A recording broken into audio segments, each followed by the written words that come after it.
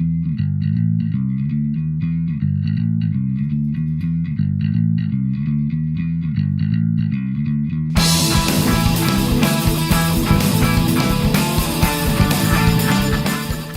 and welcome to another Beer Clipper video. This video is a second in the series following as I'm making the model railway for Rosie based on the Osborne Farm Tales Poppy and Sam books. In this video we're going to go, now that I've actually done the planning, through some of the process of initial track laying and building up the basic structure of the terrain. So it's a fun video, lots of excitement and lots of tips and tricks for early model railway building. If you're going to do your own layout, then this might be quite useful for you. And of course I'm loving it because I'm making it for Rosie, and that's what really inspires me the most. So anyway, I hope you enjoy the video. Leave any comments you have below. I love to hear from you, and I always reply to all of them, so don't be shy. Yeah, I'll see you at the end of the video to wrap up, and I really hope that you enjoy it. I've made a little bit more progress out here on the railway. You can see just underneath this little section of track I've test laid some cork, and it's gone down very well. And what I've done is I've used the construction glue, which you can see in that tube there, and that has worked very, very well indeed. The other thing I've done, which is what I've spent most of today doing, is I've gone through all of my model railway stuff and organised it a bit better. So you can see in the cupboard underneath, there's a few things piled up there now.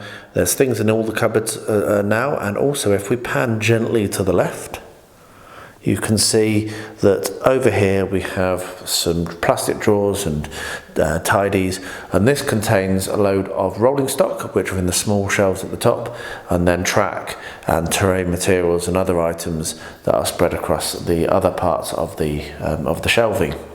And that's much more useful because everything is to hand now for while I'm making this railway, and I don't end up, which is what I had before, with just loads of stuff thrown around all over the floor, which is really cool. So my plan now is, if we pan back, my plan now is to do the rest of the cork. So to lay the cork across the whole of the rest of the track. And I still haven't joined the two sections of the wooden under the board yet. So that's also something I need to do, but I'll be trying to get that done tomorrow. I was going to do it today, but the tidying took over. So anyway, there we are. That's the progress. I will bring you back when I've got something more to show you on this project, but I'm just going to crack on with it basically. It's going to be quite repetitive, so I'll only bring you along when I do something that's a little bit more notable. So what I need to do now is secure across this joint so that these two pieces can't move, and just give that a little bit more stability and structure. So how I'm going to do that is I've just cut a couple of little bits of spare chunks of wood, just out of some spare wood that I had. I'm going to clamp that in place here using my normal hobby clamps. That'll be sufficient.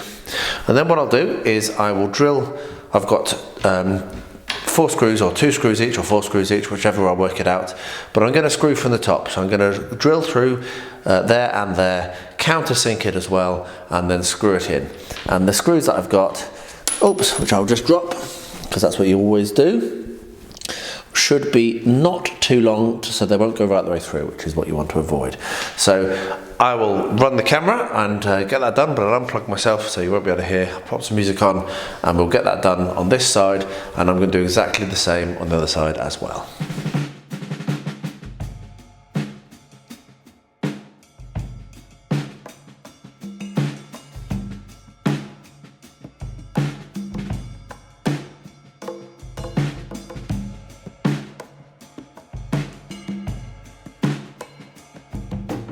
There we are, that's done. So let me adjust the camera and you can have a little bit closer look at what I've done.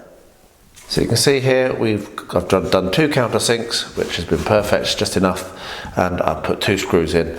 That's now very solid, and the way that I did it was actually that it does butt up against the front of the unit underneath, so it's also acting to prevent the whole thing sliding like this. So I'll do exactly the same thing on the other side, and then I'll bring you back for the next thing. I'm going to be working on putting the cork underneath the whole of the track today. That's my plan. So I'll bring you along for a bit of that next. So hold your fire. It'll be a couple of minutes for me, but only half a second for you. So let's get started on this. This is the section of cork that I put down. It's actually some proper model railway cork, but that's not what I'm going to use because I've got too many corners on this layout. We've got long straights, it's really cool, but this is almost entirely corner. What I need to do first is tack down this section of track.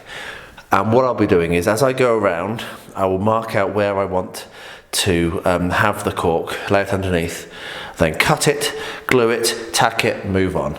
And that's because I'm not entirely sure that what I've got laid out in terms of track is right. I might find that there's gaps. I want this to be as smooth running as possible, and for that I need the track to not move. So I have some little tack pins. I'm going to be sticking this down with tack pins now, and then I'll be using the ballasting process to finally secure everything in place. So that's my plan. So I will come along and I will tap these nails in.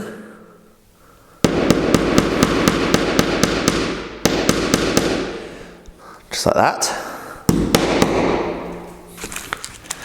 And then as I move, I will be able to, as I go along, I will then be able to make sure that all of my track joiners are flush. Then put another tack in.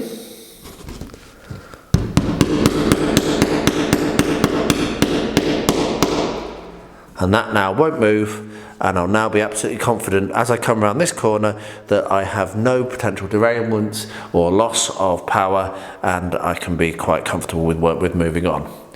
So I won't be filming all of this, mainly because I'm still on a wire because of my wireless died. I need to order another one. But yes, I will show you what I'm doing as I get to it in little bursts. So now what I'm going to do is continue tacking down this section, and then I'll bring you back when I come to the first extra bit of cork. So this is the cork that I have. Unfortunately, as you can see, it's not quite wide enough to go from this edge here, which is where my I've just been working on ends, as you can see. It's not quite wide enough to go from there all the way to the outside of the curve. So what I'll be doing is this. I'll come in with my marker and decide where I'm going to cut it. So the cut will probably need to be done at 90 degrees to make this easier. So what I'll do is I will just draw around the edge of the track like this.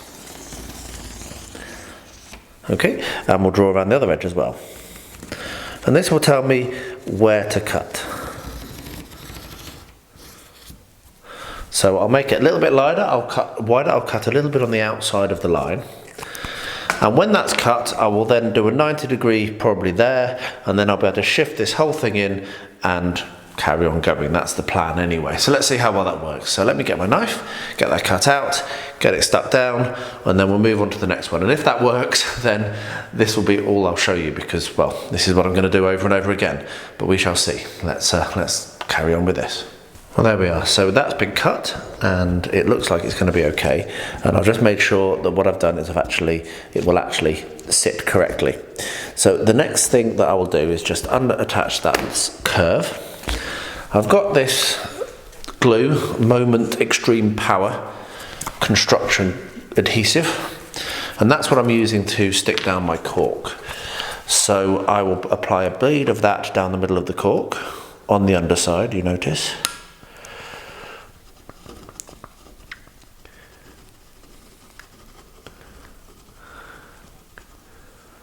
There we are. This does dry very, very solid, but it isn't quick. So I'm going to be attempting to cut corners a little bit by putting the track down on before it's dry, but I'm not sure whether that's a good idea, but we'll try it out. And then what I've got is I've got a little bit of rough cardboard here, and I'm just going to use that to spread the glue out. It's okay to get on yourself, but it's not, well, it doesn't seem to be reacting to me anyway, but still it's better to keep adhesive off your fingers if possible. And of course, if you're nervous, wear gloves. So we'll spread that out. I might have put a little bit too much on.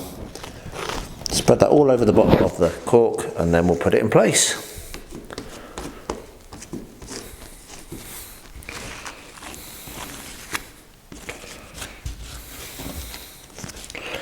Got a little bit left over for the next one. So now we can turn that over, put it down, make sure that it's exactly where we want it to. Use the track again to make sure it's exactly where we want it to be.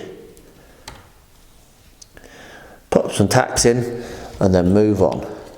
And like I say, I am possibly jumping the gun just a little bit, but you can see that being able to maneuver the cork, just that little bit of bend that it does have naturally, is a good thing to avoid having any gaps in my joiners. So now that is absolutely in the right place, like so. I'm going to pop a tack in there.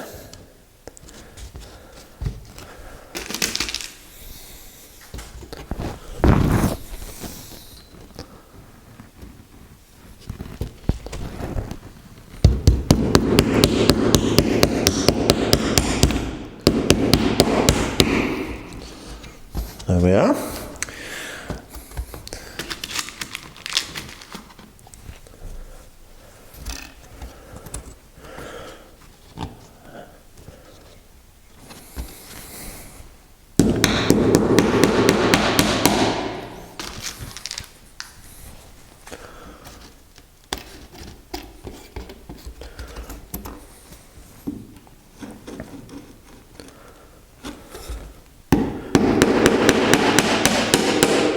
And there we are. So what I'll do now is I will carry on around the rest of the track, laying all that cork, and I will show you what it looks like when it's done and bring you along if I have any trouble. I've immediately found that this was a very sensible thing to do. So I had this long section of track where this shorter section is, and because of that being longer, what was happening was the curve was actually being forced all the way out here. So if you want to have a look at this, if I swap that back out, and this is why I was being so careful and wanting to do this. When that's actually straight, this is really, really, really close to the edge when that's all joined together. So by being ultra careful and attempting to make sure that I do everything really, really with a lot of preparation, I've avoided a problem there where if I'd have just gone ahead and like cut the cork to a line drawn before I was tacking things down, I would have made a mistake. So I've actually also had to add in a curve at this end and a short curve at this end, and then I think now this will match up perfectly. So yeah, onwards. I'm going to mark, cut and glue this section and carry on around the curve. This next section has proven to be a little bit of a challenge, and I've fettled around with it quite a lot. The main reason being I realised that I need to make sure that I can actually fit my station on this area, because this is where I want the station to be. And I have had to shift the track inland a little bit, as you can see from the line. It was running along where the line is. Actually, I've managed to get it quite accurate to my original layout. But that's fine because I've not stuck anything down yet. So I've had to put a couple of shorter sections in here and some different curves, just change it around quite a lot, just to make sure, as I say, that this is just not going to be too close to the edge. It is still quite close, but that's fine. I probably won't end up using this building, but it's good enough as a footprint demonstration. And I probably will end up using these old Hornby platforms because they work well. Anyway, so now I'm going to carry on putting the cork around here and keep going. At the end of work today, I took another hour or so and I've finished putting the cork and pinning the track in place. I've also run the locomotive round. There's a couple of places where it's a bit rough. There's one place over at the back there where it looks like it's about to jump off the track, so I might need to pull the track up and reseat that. It should be a bit frustrating, but it is what it is. The main thing is that the train runs all the way around it now. I have made a few changes to the layout that I had initially, and the track which I put in place needed a good clean, but just a good clean did it. So what I'm going to do next is I'm going to start to actually make the farm buildings. They're going to be scratch built, and I'm going to start to plan out the actual terrain. So I'll be using XPS and Luke's modelling compound to do this. The idea will be that there will be hills coming up, so you have a relatively flat farmland, and then it will rise up over here and then slope back down towards the back of here and where you enter the church and where the station is.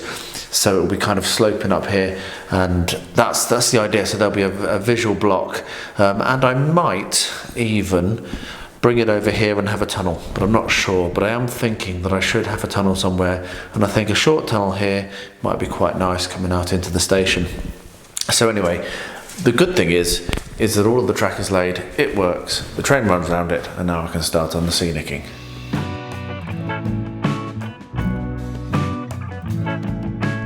The excitement is real. It's been a while since I've put any time into this because I've been ill all week, and so working on the farmhouse hasn't been something I wanted to do because I want to do it right, and I didn't have the attention to do it right. So I'm going to be getting back to that over the coming week.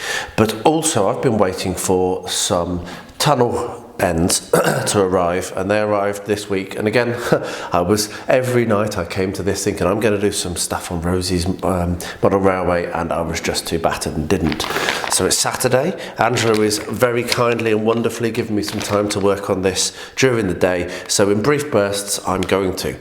So I ordered 2 different types of tunnel mouth. I ordered this one, which was very cheap, which is from Fala. They're both from Fala actually. This is the Fala Tunnel Portal, and this one is also called a tunnel portal, but it's got a little bit of the inside of the tunnel inside it as well. So so it's not just, it's got a it's not just the front, it's also got kind of like a little bit of the inside. Now I'm probably not going to use that one, I'm probably going to use these 2. I just got that to look at it really, more for my other layout. So as you can see, I'm opening this afresh. And what this is going to do, and the reason why I had to wait for this, was because I'm going to pop this tunnel, probably going to have it starting here, and probably going to have it going round to here. I'm not going to have it as a very long tunnel, but I am going to have a tunnel there, and it's going to mean that I'm going to be able to work out how high and how steeply I'm going to need to raise the terrain to be able to get a tunnel here. I just want a tunnel. I don't know why, but I just do, and that's the reason why I've had to wait. I wasn't really able to start work on the scenicking until I had these, and obviously it's going to give me an idea of how long the tunnel's going to be. It might even be very, very short. It might only be about that long.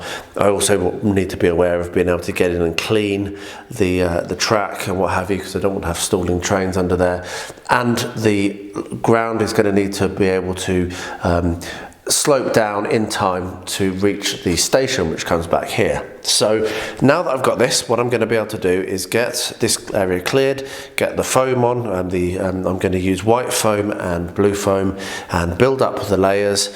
My thinking is that the tunnel, the train track is going to be lower than the surrounding land, and I'm thinking that the road is possibly going to go over a bridge here, and it's going to slope down and go over a crossing over there, and then go round the corner to the town there. So the land will be maybe about yay high here, with a little hump bridge going over the top, so the road will already be up.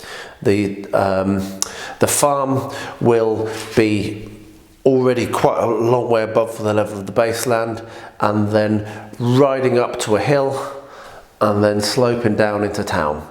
So that's my thinking at the moment.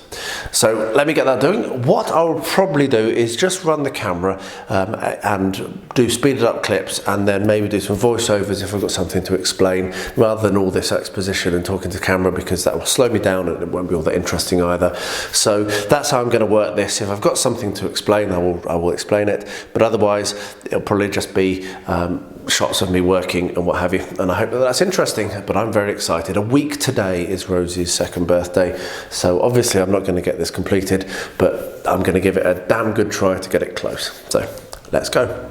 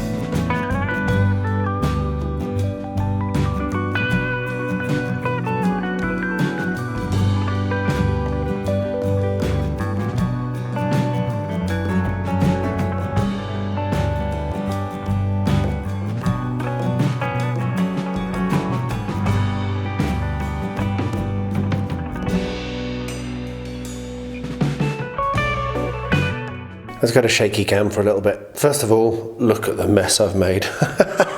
So I'm going to have to tidy that up now.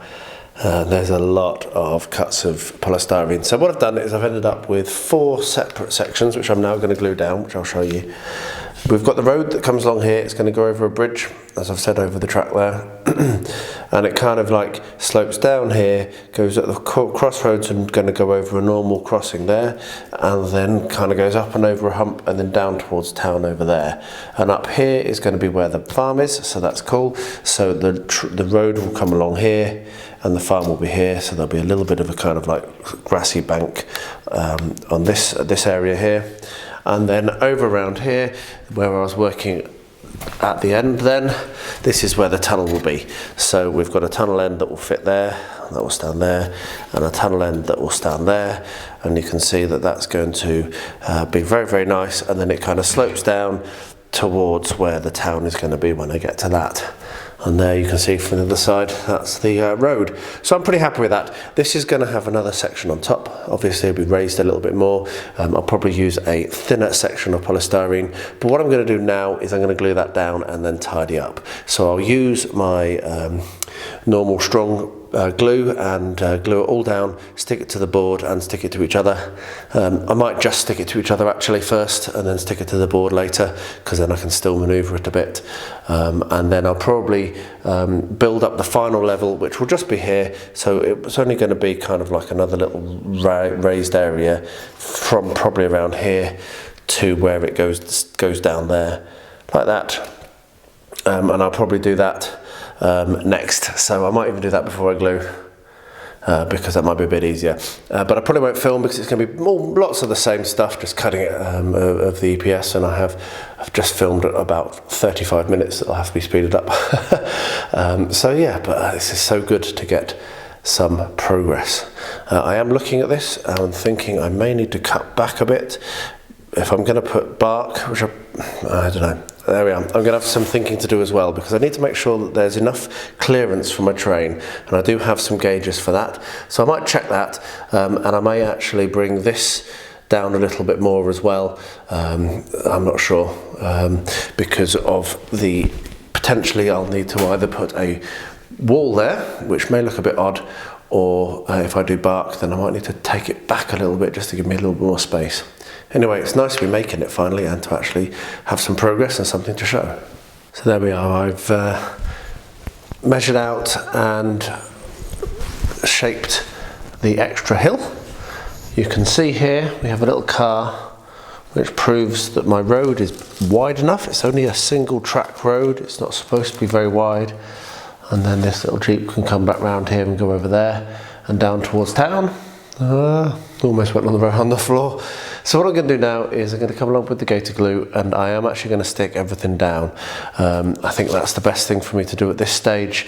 It's going to be difficult for me to stick it just together but not to the baseboard, and then I can weight it down, leave it overnight, and then tomorrow I can come along, do the final bits of shaving along here to flatten out the road, and then start to put some sculptor mould down, which is what I'm going to do for the actual making it solid. I have checked the clearance. It does look to be okay.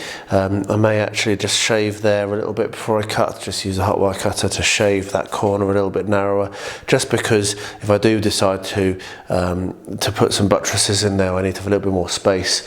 The train does run. I've run the train round several times. It's been great fun to see it. I brought Angela up to show off, and I'm very pleased about that.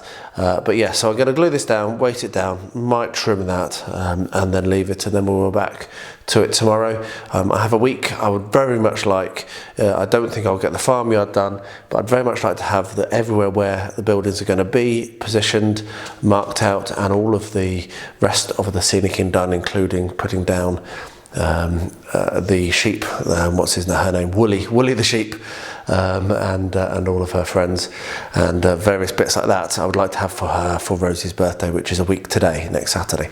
So yes, let's crack on. I will not bother filming this. I'm just going to weight it down, so yeah, just glue it and weight it down. I'll bring you back when I come to the next step, which will probably be starting to put Luke's modelling compound down. This has actually been left 2 days now since I glued it, so let's lift off the weights that I put on and see just whether it's stuck or not.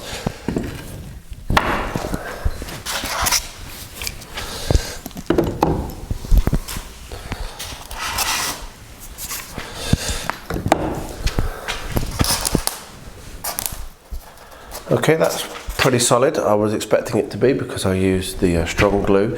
What I'm going to do now is spend probably a day or two putting the modelling compound over the whole of where I'm going to do my my sculpting, my terrain. I'm going to do a retaining wall all the way along here up to the end of the tunnel, which is just around here, but I'm going to stop, and I'm not going to do any of the sculptor mould or any scenicking over the top of where this tunnel is going to be, because I'm still not decided at the moment whether I might not even go a bit higher, and whether I might leave it open.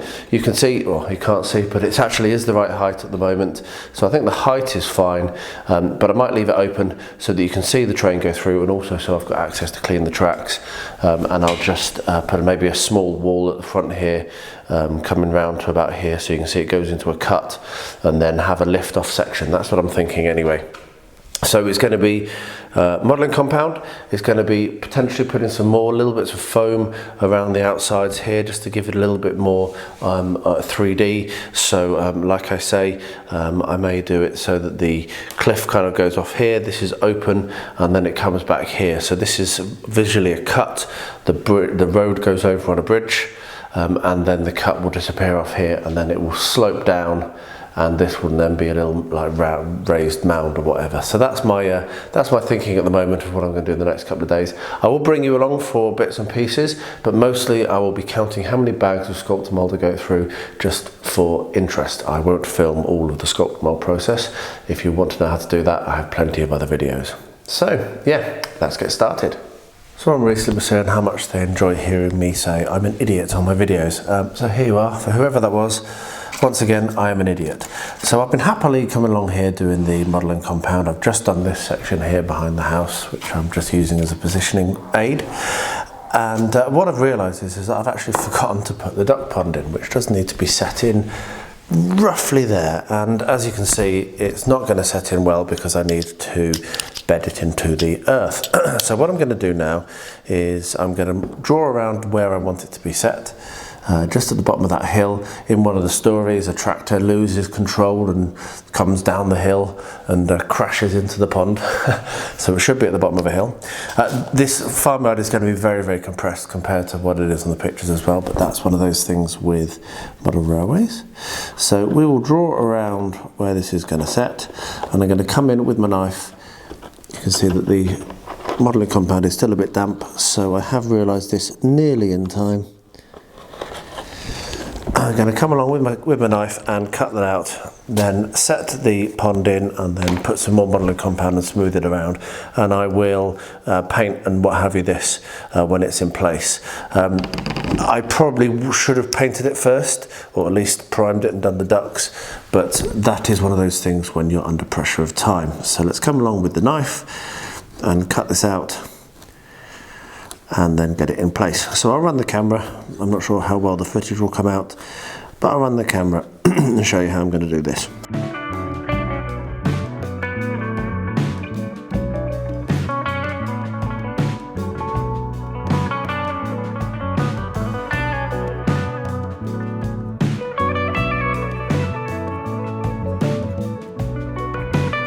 So there we are, that's actually set in all right. It was far easier than I feared it would be. So what I'll do is I'll glue this down and then just cover up the edges with the modelling compound. But you're starting to see where things are going to sit. The house is going to be around here. I'll probably do one more barn, but that's probably about it. It's going to be much more compressed, as I said, than the actual in the books, but there's not much I can do about it with the space I've got. At least it'll be visible, and there will be a duck pond, and Rosie does love the duck pond. So you can see the extent. There'll be the barn will be over here, house here, pond here, maybe a little shed here next to it as well, and then the fields will go away from here with the sheep and the cows and what have you. So yeah, progress is being made. I'll carry on with this now, more modelling compound going down, and yeah, we're starting to really see something take shape. That sound you just heard was me coming to a screeching halt. I've even got to the point of putting the glue down in where the pond is going to go, and I've realised, hang on a second, I've got a space cut now. I've got a fair amount more to do in terms of the modelling compound on the rest of it, so why not prime it and paint up at least the wood and the water and the ducks while I can get better access to it now, and then come in and adhere it in and glue it down, and then finish up the modelling compound later. So I'm going to do that. So I'm going to prime this and paint this, and then I'll come and glue it in later. So I have put a layer of PVA in, but that's fine. It'll just dry, and I can always put things on top of that. So yeah, rapid change of plans. So there you are. We've got to the point now where some of the groundwork is done, and the next task is going to be to make the farm. Now, during the period of doing the stuff that's in this video, I did actually start scratch building the farm buildings, but I'll move those clips into the next video just so that it's all together. So you've got that to look forward to. I hope you've enjoyed this. I've certainly been enjoying this build. It's taken longer than expected and planned, but these things always do. Model railways are a lifetime of hobbying, not a couple of months. So yeah, it's an ongoing project that will hopefully be finished at some point soon. And Rosie is already, as I talk to you now, she's already pointing at it and saying, Poppy, Sam, Rusty, which is really cool. Anyway, drop a link, comment in the comments below if you want to. I'd love to hear from you. Thank you ever so much if you've made it this far. Really appreciate it. And please stay healthy, stay safe, and stay well.